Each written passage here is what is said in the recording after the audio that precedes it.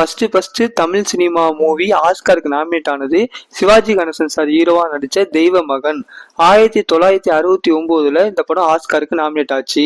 ரெண்டாவது மணிரத்னம் சாரும் கமல் சார் காம்போல வந்த நாயகன் படம் 1987 ஆஸ்காருக்கு நாமினேட் ஆச்சு.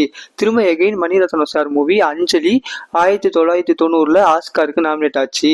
அப்புறம் கமல் சாரோட டைரக்ஷன்ல தேவர் மகன் 1992 ஆஸ்காருக்கு நாமினேட் ஆச்சு.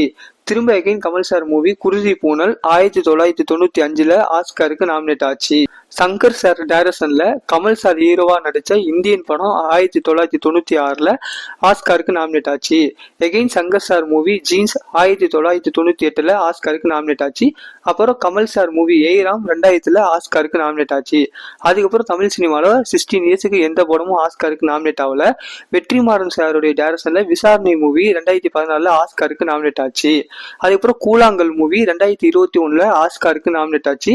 அதுக்கப்புறம் ஃபைனலா பாத்தீங்கன்னா 2025 உலகமே எதிர்பார்த்துட்டு இருந்த படம் கங்குவா, அந்த படம் ஆஸ்காருக்கு நாமினேட் ஆச்சு.